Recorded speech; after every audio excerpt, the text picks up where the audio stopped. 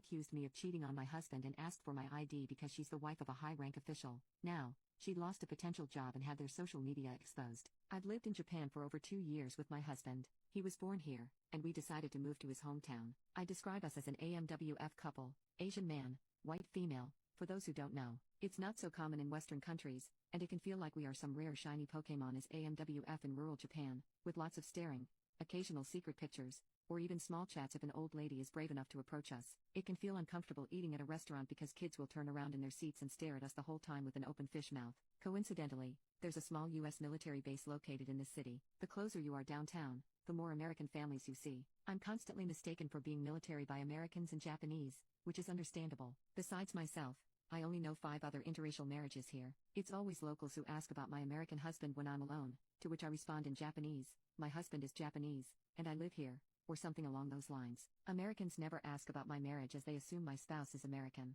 It was a beautiful, warm day for the first time in months, but we decided to battle for a spot and walk around the shops. The season for new American families to move here just finished, so I'm sure this was many people's first time to walk and shop outside leisurely. We found a parking spot and made our way to the outside shops. Of course, we are holding hands and casually talking and laughing. Wow. I hear this from an American woman about 10 feet behind us. You should know that a Japanese stereotype against Americans is that we are rude and obnoxiously loud. And this wow was loud enough for me to turn my head around at the noise. She was with 2 other moms who had 3 kids each. They were staring at me, but perhaps we accidentally had eye contact at the right time. Seriously, another little homewrecker is doing this in public? We find a table nearby at the Starbucks outside. We are enjoying our drinks when the same group of women approached us with their strollers in tow. They definitely had some sort of purpose with something to say to us. Let's call her Ona, woman in Japanese. Ona, excuse me, but you need to keep whatever you're doing in your messed up home. Doing that in public in front of families to see is disgusting and immoral. My kids don't need to see such a bad display of marriage. I'm so confused, as was my husband who can speak English.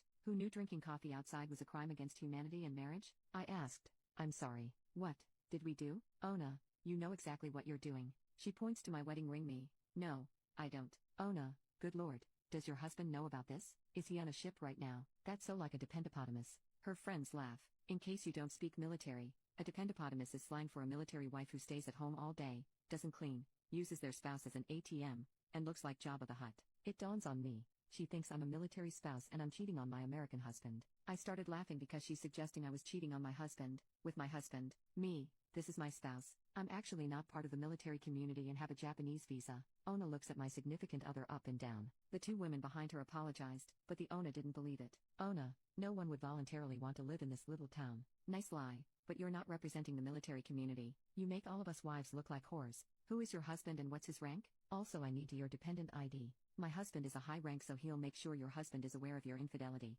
She pulls out her phone too. Probably type my response. Offended since this is a nice place to live and open to foreigners. Me, look, my husband's name is Ray, and he's sitting here. I'm not going to show you my military ID since I don't have one, and you're not the police. As proof, you can see our wedding bands match, and here's a picture. On our wedding day, I showed her my phone screen, which showed us in traditional Japanese clothes. Her eyes became huge at the picture. Her 2 friends and their spawn have already started walking away. Ona, why are you in a relationship with him? You should be in a normal relationship and start having a family with American kids. She says some other statements that I consider racist against the Asian race. It's so ironic because we are in Japan, and she's fussing about me being married to a Japanese man. My husband has been quiet throughout the exchange and tells me we should go. I agreed and stood up. Me, stop. The things you are saying are extremely offensive. I was part of the military community myself some years ago, and what you're doing is against spousal conduct. She smirked. Go ahead and tell people what I did, then. My high-ranking husband is an E7, and everything will be swept under the rug no matter what happens. You can't touch me. So that's what I did. Note this is a small military community. Someone does something minor and it's talked about between wives like chickens. Later that day, I ran into my friend who works on the base. She's well known in the community as one of the main event coordinators. I didn't miss this chance to comply with Ona's demand and explain the exchange to my friend and how it made my husband extremely uncomfortable with her remarks. She asked me if this person looked like so-and-so, to which I said yes. My friend rolls her eyes. Friend, she just arrived a couple of months ago and is already causing problems with rumors and drama. Looks like we have a racist, too. I'll make sure what she said is passed on. It's been half a year, and I haven't heard anything about Ona again since I distanced myself from making military friends here. I've only been in my new city for a little over 2 years and experienced more drama from military families than I have my whole high school career. That is, until now. Last week, I ran into my friend, who was preparing to return to the United States. We had a little discussion about her moving and my family planning and dropped a bombshell. Friend, do you remember Ona? Who accused you of cheating on your non-existent military spouse and called your husband a racist name? Me, of course. I haven't heard anything from her since.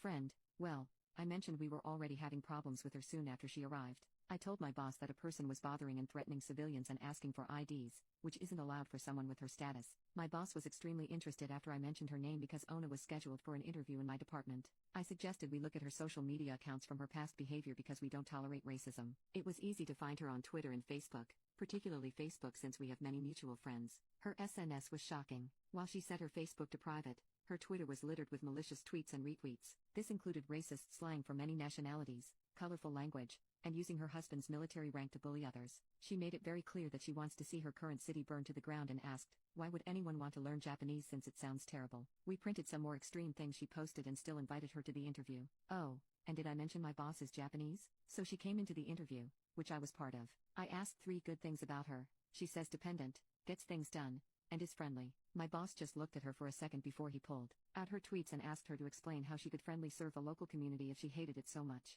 Ona was floored and said someone hacked into her account despite at least 3 years of slanderous tweets. We thanked her for coming and said we can't accept an employee with this conduct. As far as I know, she's still not working because some spouses found her on Twitter not long after the interview, which was shared in all departments. No one will touch her application now. Me. So all this was discovered because I told you about her accusations? Friend, yes. Oh.